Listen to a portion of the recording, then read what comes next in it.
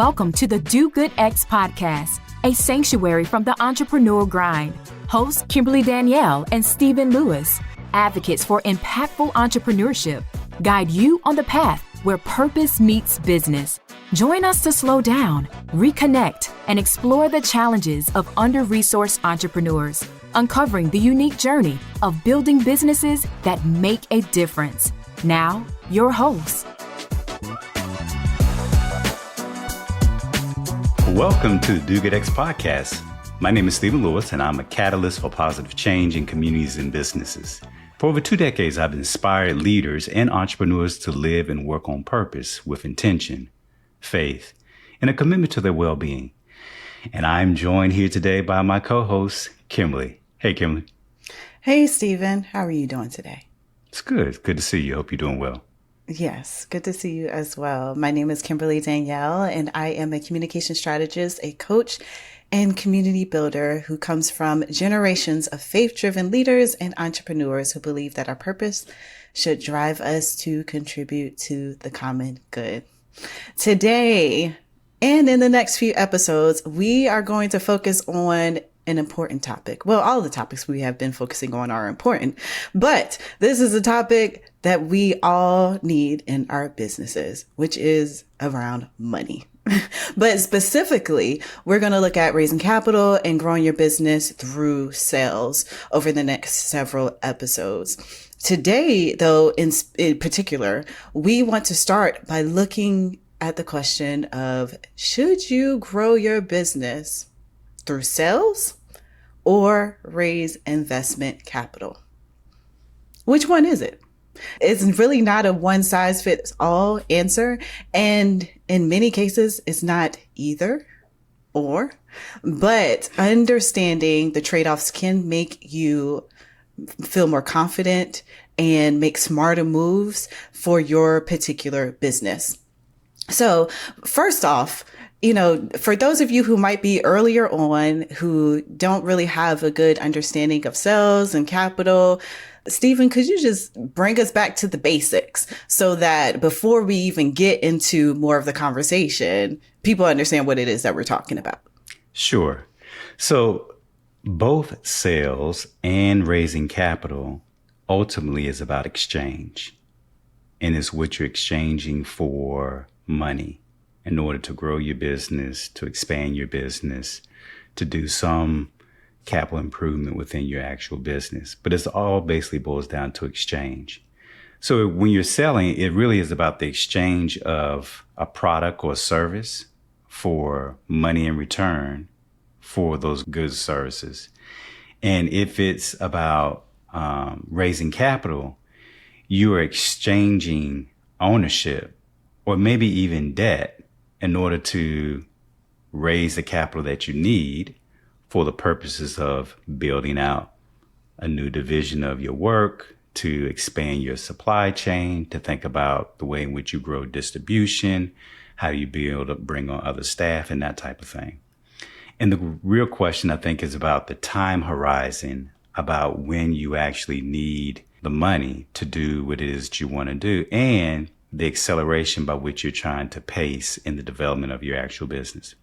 So a lot of people think in entrepreneurial endeavor that, you have to raise capital. And I think, in this modern era, particularly, the post.com, and then you see this flurry of technologies in the early 2000s. A lot of individuals have thought about, all right, how do I actually build a business that I can quickly then move up to series A, B, and C rounds of funding that an actual venture capitalist or some other type of entity will actually give me resources or money in exchange for some equity ownership into my business, or maybe there's some payable note or loan that I can actually get in order to build my business. But the traditional way, which a lot of people have been building their business through the years, particularly when you think about small business association, has really been about this kind of old way of really trying to build a product or a service that people then exchange money for. So when you think about our restaurants, or you think about different products and services that we purchases, in many ways, particularly in in smaller geographical kinds of places and locations, it's always been about, I'm going to sell to the customer. In exchange, the customer is going to give me, the resources that I have. But as those organizations become bigger, they may have to think about other ways that they're too big to go, door to door. They're too big to actually, just work in their one city. Now you have businesses that are more sophisticated and they're working interstate or they're working globally. The internet has made our world much smaller. And so you have to think about other ways in which you're actually trying to sell. So those are the two kind of distinctions, really about it's an exchange for either money for your product and services or goods or services sold, or it's an exchange for money for equity or some debt in your company for the purposes of building and growing your actual business. Yeah, that's good. When you were talking, I was just thinking back to all of the conversations we had in season 1 around venture capital, and we never really got into sales. And sales is so important. And we here at Do Get X, from one of our advisors and in conversations with other folks, it's not really something that's talked about as often as raising money via capital and venture capital. So this is an important conversation. And when I think about kind of the pros and cons of each, I mean, they both have two sides of a coin. They're really pros and cons either way you go. When we are looking at sales first, that really does give you some control. It might give you some challenge too, if you're not clear about how to directly and most effectively meet your customers.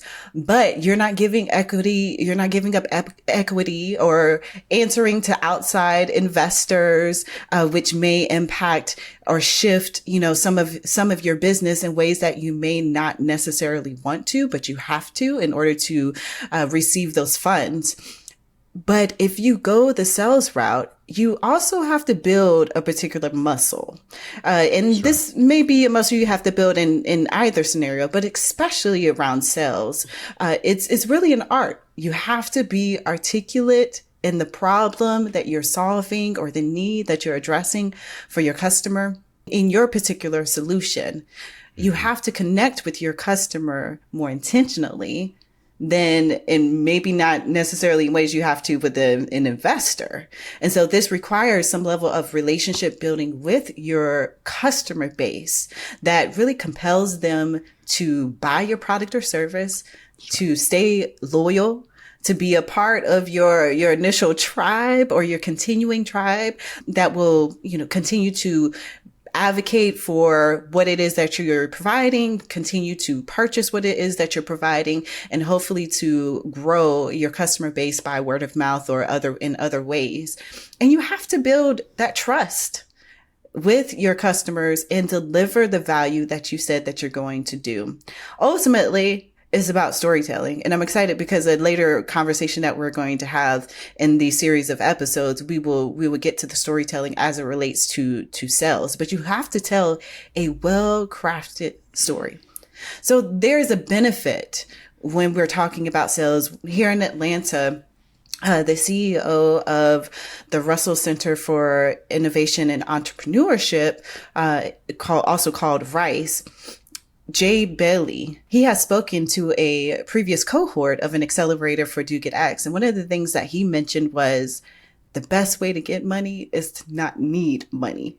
And what he meant by that is go out and get your own money so that you're not relying on these investors. So that means that you are doing the sales. You are selling yourself well. You're selling your product and your service, and you're getting that money. You're generating that money without having to rely on other outside resources. However, you have to keep in mind that you need a level of resiliency, because not everybody's going to say yes. Just like going out and finding, raising capital, you may not hear a lot of yeses initially with investors. You also have to build that muscle when it comes to sales as well.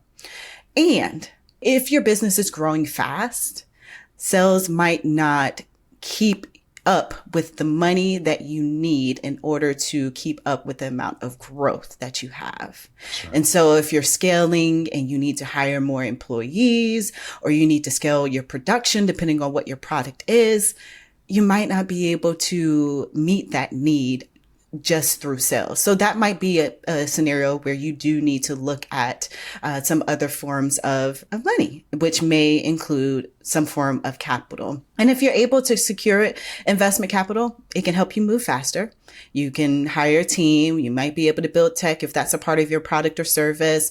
You might be able to reach new markets in ways that you would not be able to just through selling alone. But again, it comes with some pressure. It may come with some challenge, especially if you are an underrepresented founder. But there's definitely money out there and available and present. But you have to be mindful, again, that with an investor, the alignment of goals is there, the alignment of values is there, especially if you're focusing on social impact, long-term impact, and not just trying to get money. So, you just keep those things in mind.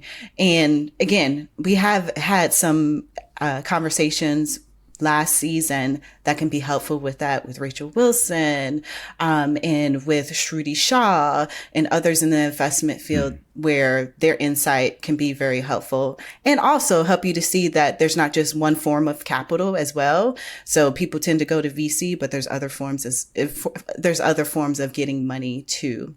So just some things to keep in mind, whether you go down the sales route, whether you go down the capital route, whether you go down both paths. They're just some things that you should keep in mind. Yeah, I think those are all good, Kimberly. And I think, again, it really is about your time horizon. What are you trying to accomplish? And it also depends on the way you want to build your business. And I think those two things are really important as you try to determine. So one of the questions is, how do you know what's right for your business? If you're still trying to prove your idea, sales can validate it and build early momentum. A lot of us weren't taught to sell in school, in business school, and entrepreneur programs, even in accelerator programs. But the way to make meaningful work sustainable is through selling.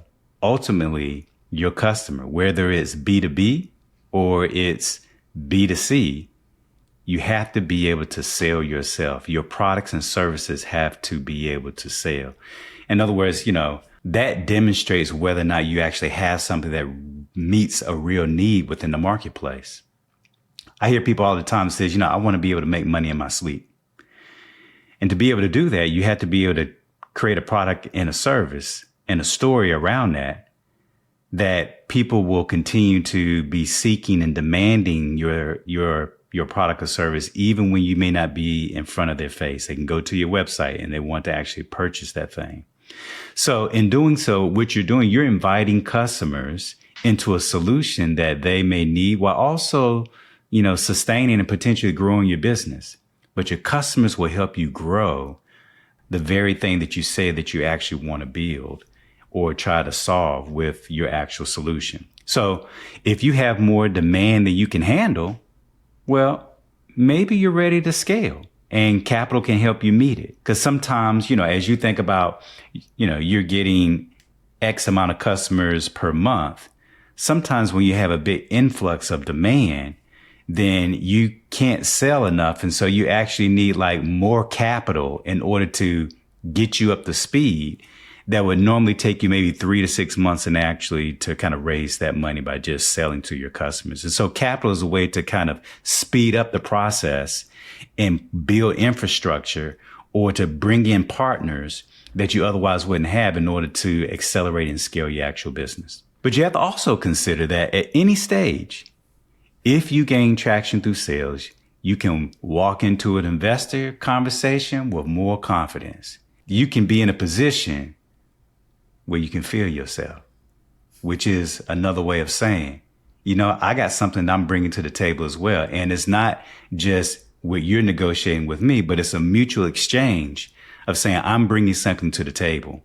And your capital is not the only, is not the only option at this time. And that just gives you more negotiating room when you come to the table with a track record of being able to sell and having the backing of customers behind your product or service. So in any case, if you consider a hybrid model like small grants that that can give you funding without giving up your equity, sometimes it's a payable note. Another case is a bank loan. You can figure out what might work best for you so you don't have to actually give up ownership within your business. There are many different options between just selling to your customer to actually raising capital from an investor in terms of like what you can actually do to kind of accelerate your efforts. Again, Kimberly mentioned that, season 1, Rachel Wilson addressed many of these questions about capital and mentioned other financial options. So again, that would be a good episode to return to actually dig a little deeper in some of this conversation. Yeah, I mean, ultimately, it's up to you which path that you feel is best for your business, given what Stephen mentioned about the stage and what your needs are. These are just options to consider. That's right. But I would say, again, and I think you said it as well, Stephen, in any path you take, the skills that you have in selling, you should have those regardless of whatever path that you choose, because you have to tell your story. You have to tell the story of your product or service. You have to connect with your customer intentionally if you're looking at creating a long-term business that is sustainable. And so I hope that you take this seriously, that you stick with us over the next few episodes to really learn which path might be best for you and where you might explore. Because if you want to do good, you need to connect with your customer. If you want to do good, you need to compel folks to invest, purchase your product or service. You need to deliver that value, and you need to continue to tell that story, especially if you're wanting to grow over time. So I hope that this episode has given you something to consider for your way and path forward. Yeah, and if you're thinking through questions like we've mentioned today, realize this: you do not have to do it alone. At Do Good X, we support purpose-driven entrepreneurs who are building businesses to make a difference. And whether you're looking to grow through sales, raise capital, or just figure out your next step, we've got resources and a community and opportunities to help you build with clarity. So visit dogoodx.org to learn more, and we'll see you next time. Thank you for listening to the Do Good X podcast. To continue the conversation or access our resources, visit www.dogoodx.org. Join us again for conversations that will nourish your soul, ignite your dreams, and empower you to build an impactful business, one intentional step at a time. Until then, keep striving, thriving, and doing good.